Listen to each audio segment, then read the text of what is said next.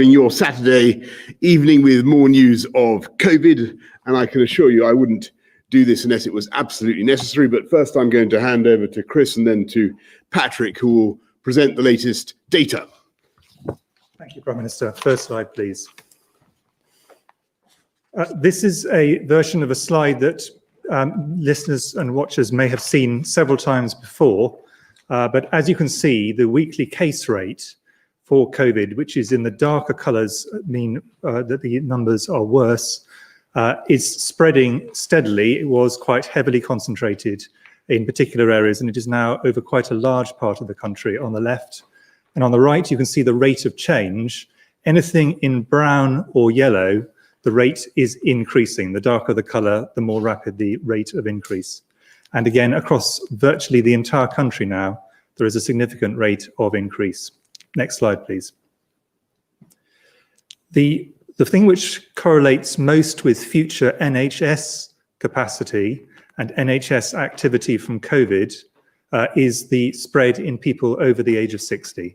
Although people younger than that can certainly get severe COVID, and some of them may need hospitalization and indeed intensive care, the majority of the disease that causes really severe disease is in that age group. And as you can see, that's a smaller area, but again, that has widened very considerably and is going up across the country. Next slide, please. Data from the ONS, the Office for National Statistics, which is the official data, which is done as a survey across the country, shows that the prevalence of this disease has been going up extremely rapidly over the last few weeks, having been very flat due to the work of everybody in the country over spring and summer. And we now have around 50,000 new cases a day, and that is rising. Next slide, please. If we look around the country, thanks to the work that everyone is still doing, the R is substantially lower than it would have been if people were not doing the social distancing, were not doing all the things in families, in firms around the country. It would be going up much more rapidly than it is at the moment. But there is an increase in virtually every part of the country, apart possibly from the northeast, where they have been taking additional measures, substantial additional measures, and there is some evidence of some flattening, but not yet of any evidence of the coronavirus falling. And that is important because it is now at quite a high level, and if things went wrong, the margin of error is very, very small. We have very little headroom, even in the one area where there is some flattening at the moment. So things are going up across the whole country. Next slide, please. And it's probably important to think about this in terms of ages. These heat maps go from left to right over time. So the right is the most recent, and from bottom, which is children under the age of 16, up to top, which is people over 60. And as you can see, what happens in every area is that it gets darker, meaning there's more cases all the way through the period we're looking at, and it steadily moves up the ages. So it doesn't remain constrained just to one age group. And the top line is beginning to darken in every part of the country. And those are the people over 60 who, as I say, will translate over time into some cases in going into the NHS. Next slide, please. And we're now beginning to see this. This is moving over to NHS activity. We're beginning to see this with a rise in the number of hospital admissions in England by age group. And this is just looking at people at different age groups. There is a rise in virtually every age group in older adults, basically anyone over the age of 45. There's a rise in number of people going into hospital with COVID over time. And this is obviously going up, not in a straight line, but in an accelerating line. Next slide, please. If we compare the number of people in hospital at this moment with the first peak of COVID, these are NHS people in NHS beds in England by NHS region. Currently, only in the northwest is this coming close to the peak that we previously had, but it is increasing in every area. And if we do nothing, the inevitable result is that these numbers will go up and they will eventually exceed the peak that we saw in spring of this year. Next slide, please. And therefore, if you look at the NHS as a whole, inpatient beds, dark blue is August, light blue is September, and purple is October. You can see it was still falling in August. In September, initially flat, and then a very gradual increase in numbers, but now it is going up steadily on an exponential curve. Next slide, please. Looking at individual hospitals, NHS hospitals, these are the hospitals with more than 100 COVID inpatients in them. This number will increase over the next weeks. And in green are hospitals which have got below half of their previous peak. In orange is the point where they actually get to half the number of people in hospital they had at the COVID peak. And in red is where they exceed the number of hospital inpatients they had at the peak of the first wave of this. And as you can see, the progression is steady, and we now have several hospitals with more inpatients with COVID than we had during the peak in spring. Next slide, please. Fortunately, the death rate, although rising, is still significantly below the peak. But the mortalities rate, the death rate, will track the number of people going into the NHS over time with a significant delay. And we're seeing increases now that are quite noticeable in the Northwest, Yorkshire and Humber, and the Northeast, and increasingly in the Midlands as well. But the other areas will follow because they will follow the NHS admissions. So that's all the data in terms of looking backwards. Those have already happened. Patrick is now going to talk briefly about the projections forwards. Thank you. Can I have the first slide, please?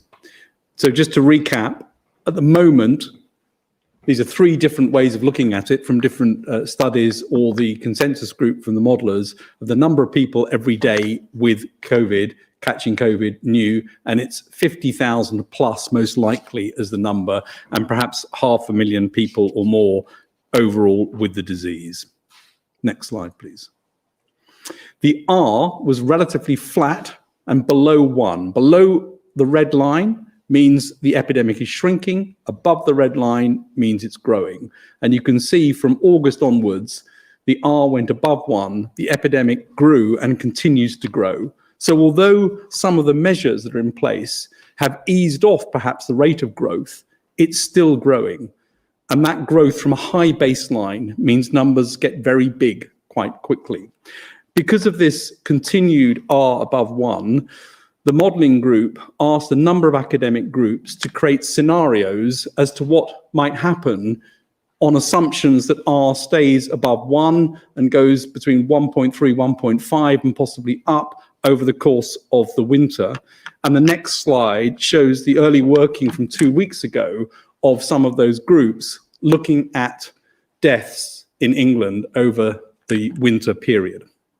So this is early work scenarios looking at this on the assumptions of R, different groups, and as you can see, different groups come up with different answers depending on their models.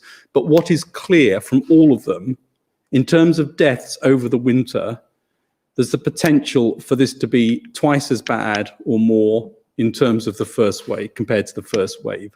So the models are clearly showing that this could be the case in these scenarios that are presented here. I want to move, though, from scenarios to now looking at the 6-week projections, which are more based on data now and have greater certainty than you can ever get when you're looking months ahead. This shows the hospital daily admissions. You can see the first peak on the left-hand side, and then over to the right-hand side, you come up to date, today, and then the projections forward over the next 6 weeks. And this is a consensus view across a number of modelling groups. And what you can see here is a projection that over the next 6 weeks into early December, the numbers exceed the numbers of hospitalizations in the first wave peak. And as Chris has already said, in some hospitals you see that already, but this suggests across the country as a whole, we would see this. Some hospitals earlier than others, some a bit later, but this is the projection in terms of hospital admissions over the next 6 weeks, with the uncertainties in the shaded blue area. Next slide, please. Inevitably, hospitalizations lead, unfortunately, to deaths in some people. Again, you can see the first wave on the left-hand side, and the dotted line indicates the top of the first wave. And on the right-hand side, you can see the projection from today going forward in the blue. And again, the light blue indicates the uncertainty range. But what you can see is the model suggests increasing, the models, this is a consensus across models, suggest increasing deaths over the next 6 weeks, so that by the beginning of December, the 8th of December, this is very close to the first wave peak if nothing is done. Now, clearly, if you stop the R from increasing, if you allow the R to come down, then you would flatten this off and then potentially reverse it. But on the current trajectory, that is what is thought to be the prediction for deaths over the next 6 weeks. And of course, that would continue to go up because the hospitalizations already exceeded the first wave peak. By this time, deaths would follow. So unfortunately, that's a very grim picture in terms of what this looks like in the absence of action and continued growth. Next slide, please. This is a complicated slide. It's from the NHS, and it shows what the impact of this would be on NHS beds. So on the left-hand side is acute hospital beds, and on the right-hand side is ventilator beds. It's the same curve you've just seen. So the first peak on the left, and then the projection on the right. So the projections that I've just shown you lead, when the NHS do their bed calculations, as peak usage being exceeded on the 20th of November. That's obviously not a precise estimate, but where this would fall on average, that the extra available beds would then be exceeded a couple of days later, 3 days later, and then extra capacity caused by having to postpone, unfortunately, all the things that nobody wants to postpone gets exceeded sometime later in December. And a similar picture is seen on ventilator beds, where the peak gets reached at the towards the end of November or in December, and the currently available get breached a little bit earlier. So this is a picture of what the NHS pressures would look like under the scenarios that are in the 6-week projection. I'll hand back to you, Prime Minister. Oh, thank you very much, Patrick, and thanks, Chris. Look, I'm afraid no responsible Prime Minister can ignore the message of those figures. And when I told you 2 weeks ago that we were pursuing a local and a regional approach to tackling this virus, I believed then, and I still believe passionately, that was the right thing to do, because we know the cost of these restrictions, the damage they do, the impact on jobs and on livelihoods and on people's mental health. And no one wants to be imposing these kinds of measures anywhere. And we didn't want to be shutting businesses, pubs, restaurants in one part of the country where incidence was very low, when the vast bulk of the infections were taking place elsewhere. And our hope was that by strong local action, strong local leadership, we could get the rates of infection down where the disease was surging and address the problem thereby across the whole country. I want to thank the millions of people who've been putting up with these restrictions in their areas for so long. I want to thank the local leaders who've stepped up, and local communities, because as you can see from some of those charts, you know, that the R has been kept lower than it would otherwise have been. And there are signs that your work has been paying off, and we will continue as far as we possibly can to adopt a pragmatic and a local approach in the months ahead. But as we've also seen from those charts, we've got to be humble in the face of nature. And in this country, alas, as across much of Europe, the virus is spreading even faster than the reasonable worst case scenario of our scientific advisors, whose models, as you've just seen, now suggest that unless we act, we could see deaths in this country running at several thousand a day, a peak of mortality, alas, bigger than the one we saw in April. And as you've just seen, even in the southwest, where incidence was so low and still is so low, it's now clear, though, that the current projections mean that hospitals in the southwest will run out of capacity in just a matter of weeks unless we act. And let me explain why the overrunning of the NHS would be a medical and a moral disaster beyond the raw loss of life. Because the huge exponential growth in the number of patients, by no means all of them elderly, by the way, would mean that doctors and nurses would be forced to choose which patients to treat, who would get oxygen and who wouldn't, who would live and who would die. And doctors and nurses would be forced to choose between saving COVID patients and non-COVID patients. And the sheer weight of COVID demand would mean depriving tens of thousands, if not hundreds of thousands, if not millions of non-COVID patients of the care they need. And it's crucial to grasp this, that the general threat to public health comes not from focusing too much on COVID, but from not focusing enough, from failing to get it under control. And if we let the lines on those graphs grow in the way that they could and the way that they're projected to grow, then the risk is that for the first time in our lives, the NHS will not be there for us and for our families. And even if I could now double capacity overnight, and obviously I'm proud that we have massively increased capacity. We do have the Nightingales. We've got 13,000 more nurses now than we had last year. We've got many more doctors. But it still would not be enough because the virus is doubling faster than we can conceivably add capacity.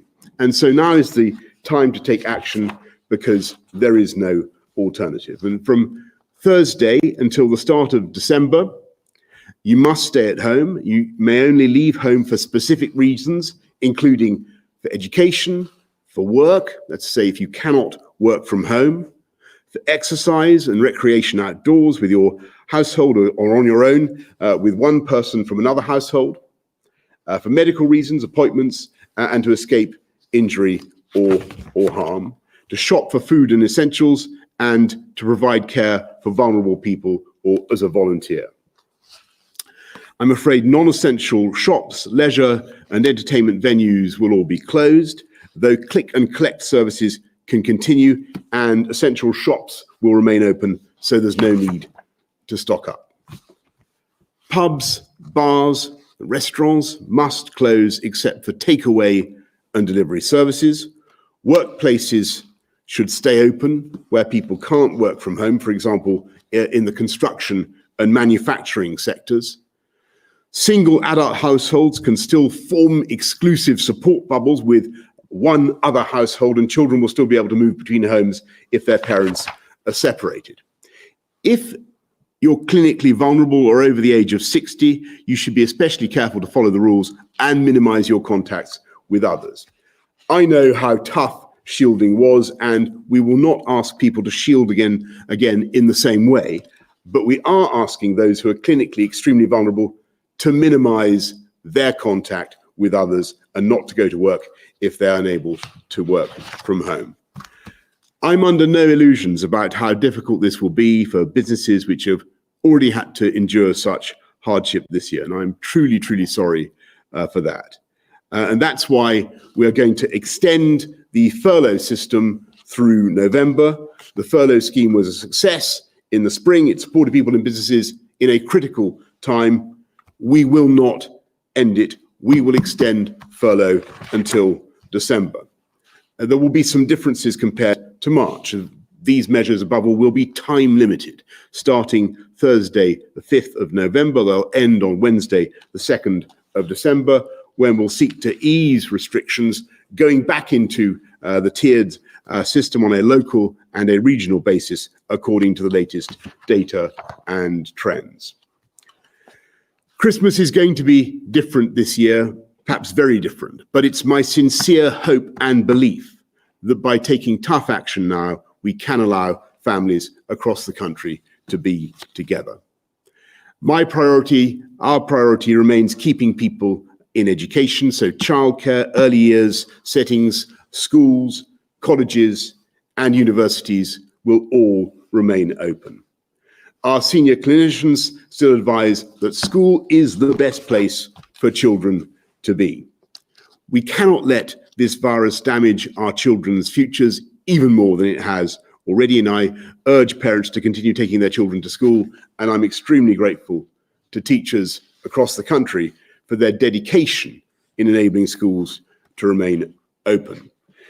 And it's vital that we keep provision for non-healthcare groups going. So please, and this is really important, unless your clinicians tell you otherwise, you should continue to use the NHS, get your scans, turn up for your appointments, and pick up your treatments.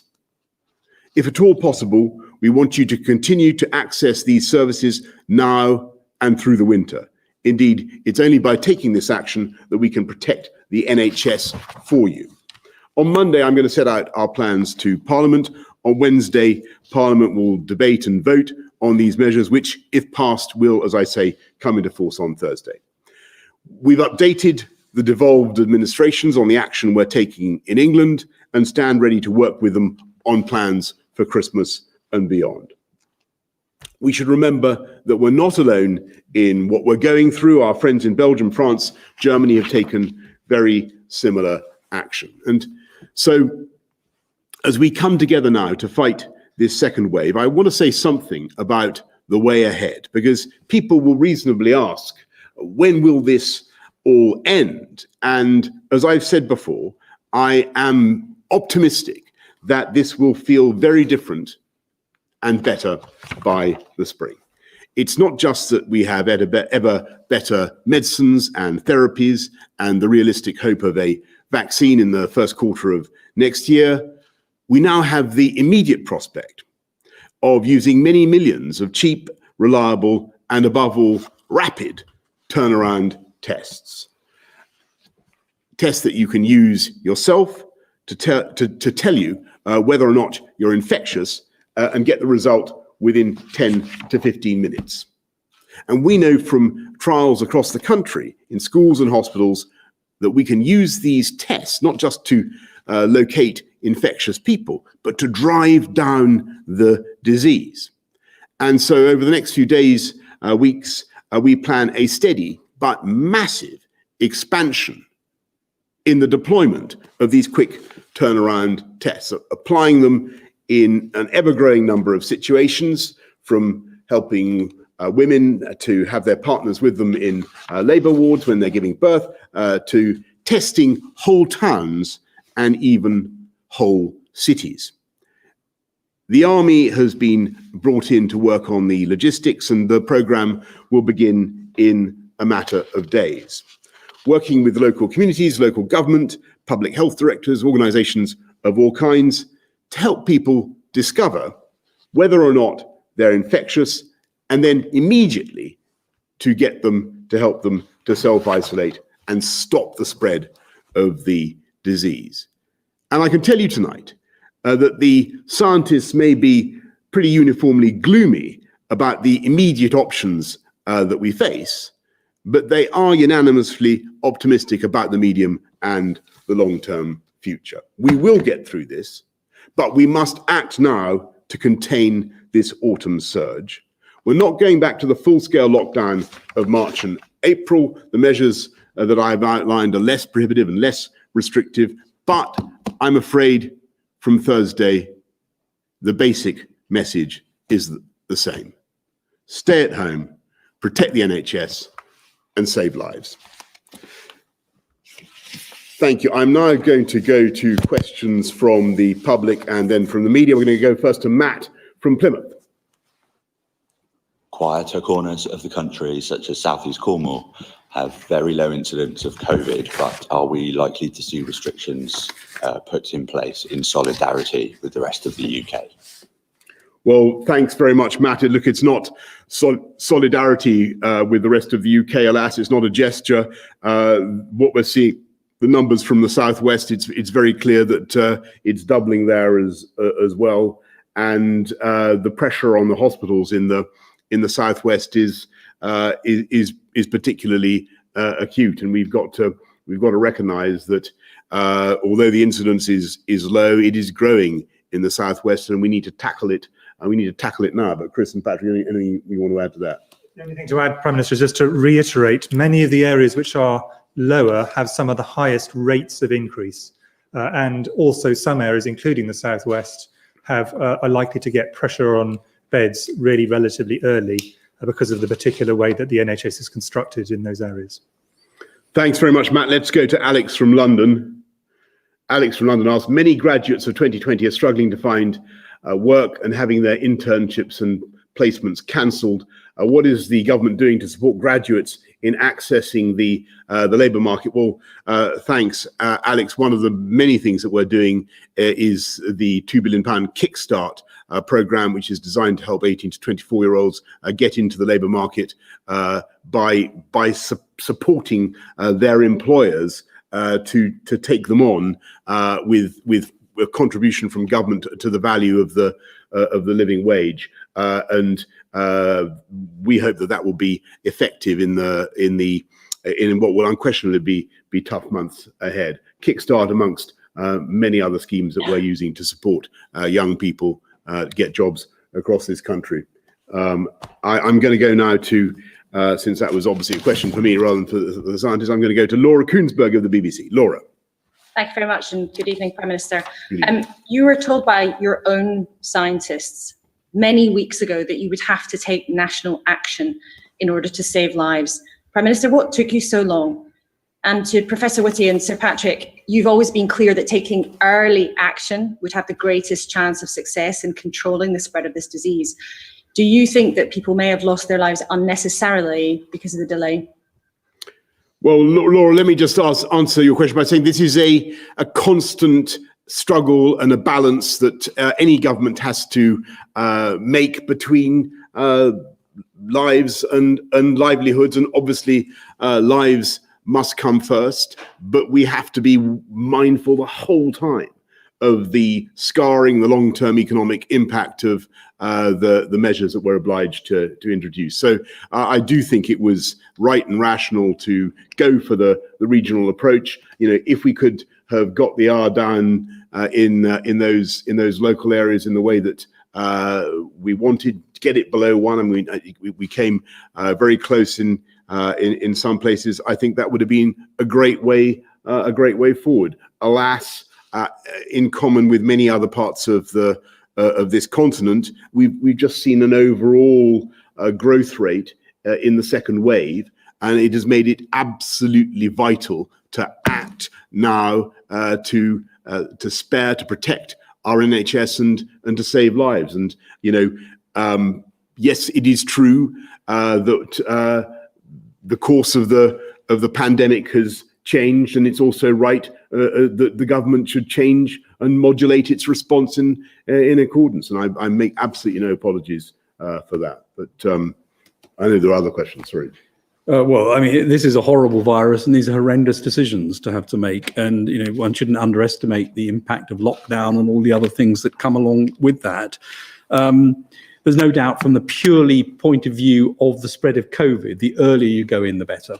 And so that is definitely the case for the spread of the disease. But of course, you know, people have to take into account other things as well, and that's a matter for politicians. Thanks very much. Well, the only thing I'd add is relative to other countries in Europe, some have gone earlier and some have gone later. France, for example, has actually gone arguably slightly later in terms of its epidemic curve. And these are very difficult judgments for every government. I would reiterate, though, the point just from a health point of view, many of the things that are involved have significant downsides. And therefore, we've always been having to, in the advice, walk the path of saying there are some very significant things you have to do early, but if you do them early, you also come at a very significant cost. And how do you balance those two across one another? Thanks so much, Laura. Beth of Sky News. Thank you. Prime Minister, you said recently a national lockdown would be a disaster, but many people watching this tonight will conclude that your failure to follow sage advice and the advice of the men standing by your side 5 weeks ago was now the wrong call. We face a longer lockdown, Christmas is in doubt, the NHS could be overwhelmed. Do you accept you should have followed the scientific advice more closely? And do you regret that you haven't? And if I could just ask Professor Whitty, many people will be watching this tonight. They will be very worried about what it means for them and their families, particularly going into Christmas. Realistically, is it now too little too late to get us to a place where we will be able to celebrate Christmas with our families?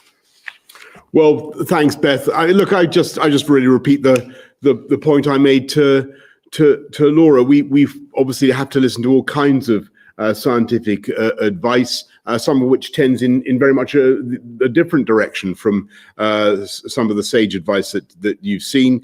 But we also have to balance that scientific advice with the consequences for people's lives, for people's mental health, people's livelihoods that comes from lockdown measures. And you've heard what David Nabarro of the World Health Organization, a very estimable epidemiologist, says about lockdowns.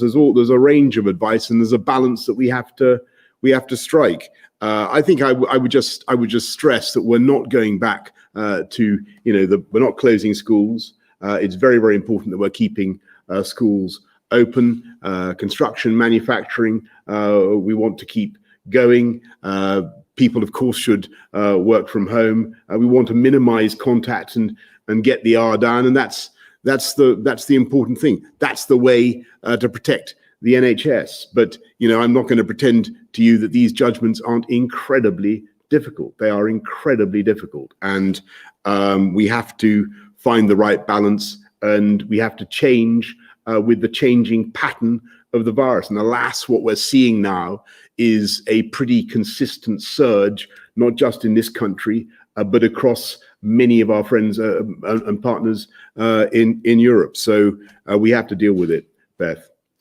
In terms of the timing, the idea that there is some perfect time to act is a complete misapprehension. There is basically no perfect time, and there are no good solutions. All the solutions are bad. And what we're trying to do is have the fewest, the least bad set of solutions at a time which you actually achieve the kind of the balance that needs to be struck between all these things that ministers have to make decisions on.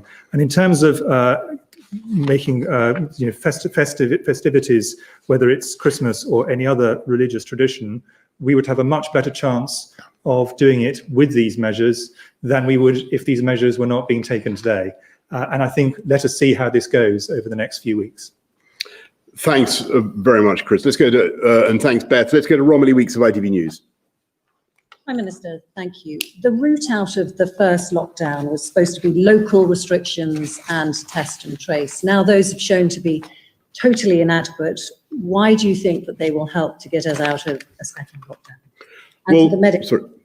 if I may, do you believe a month of lockdown will be enough to allow families to be together at Christmas? And do you believe, like the Prime Minister, that things will be better by spring? Well, Romilly, first on why I think the local approach remains the right approach, and what I talked about what we're going to do with the lateral flow testing, the mass testing, the LAMP testing, all kinds of testing that we're going to be already are rolling out.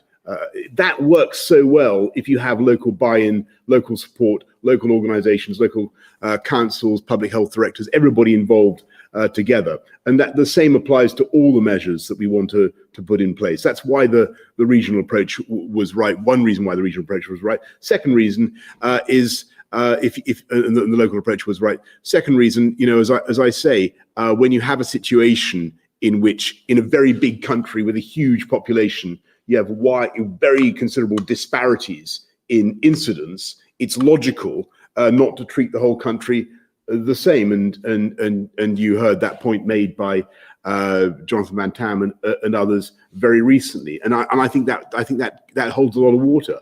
The trouble we've got, I'm afraid, Romilly, is that the local leadership and the local initiatives, the tiers they were in, they made progress. I mean, they did get the R down in the areas or lower than it would otherwise have been. No question. They made a huge, their sacrifices, their effort made a huge difference.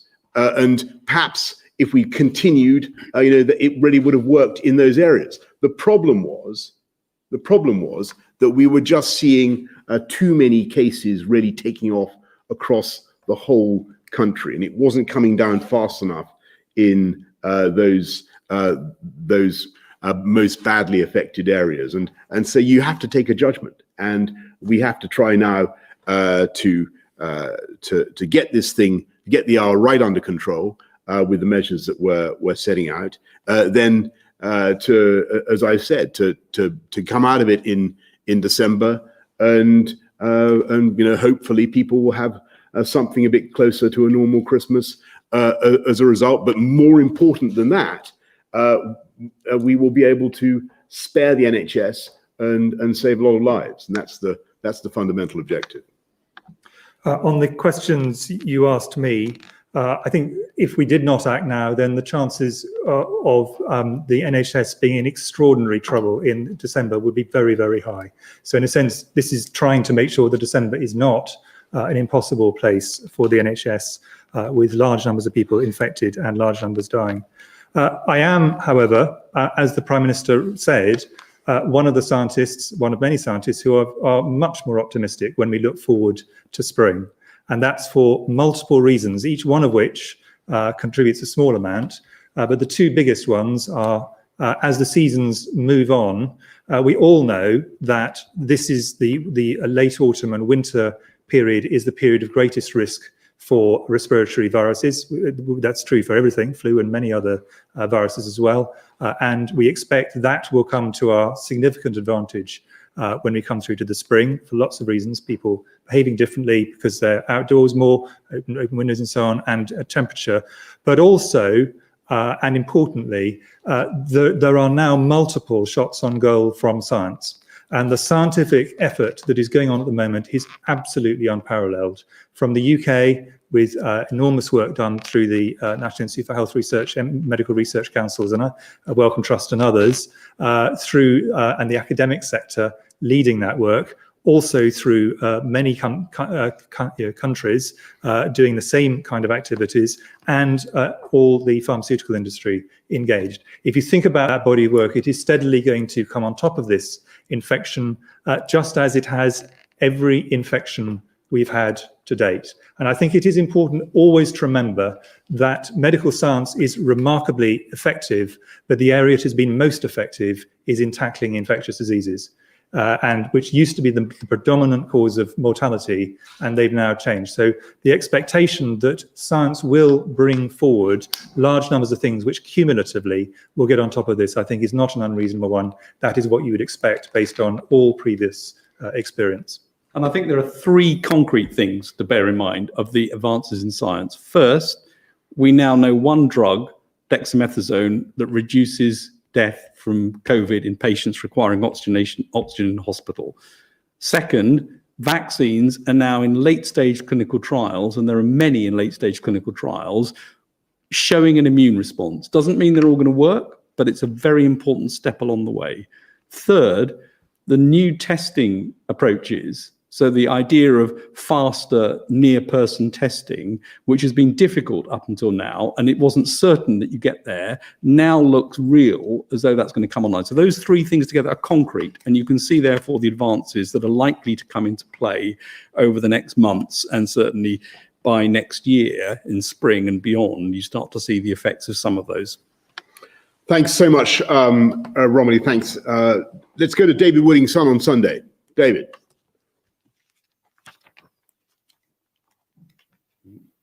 Dave, you need to unmute. You need to unmute. Mute. Thanks. Sorry, apologies.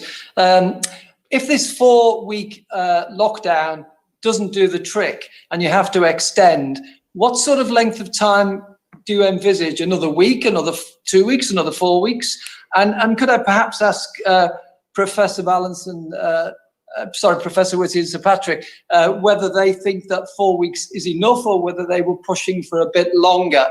And the other thing I'd like to ask quickly is the Premier League matches, are they still going to be played throughout this period? I can say yes to the Premier League. I think with authority, David, on the is the period up to 2nd of December going to be enough? I hope so. We have every reason to believe it will be, but we will be driven by the science, and we will look at where we've got to. I'm optimistic because as I said a couple of weeks ago, and I said again tonight, the R, although it's above 1, is not that much above 1. I think you looking at one of the slides that Patrick showed us earlier, it has been coming down. The trouble is, that still means the disease is doubling. If we can get it below 1, then, as you know, it starts halving, and that's where we want to get. And we think this package will do that, but we will be led by the evidence.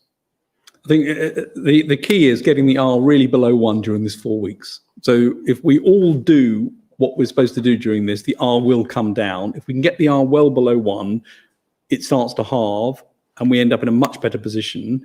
But I don't think it's a situation where in 4 weeks' time you just say, well, everything's back to normal again, and there's going to have to still be some restrictions over the winter until the new measures come in spring and the new things come along. But 4 weeks with a really good reduction of R would make a big difference.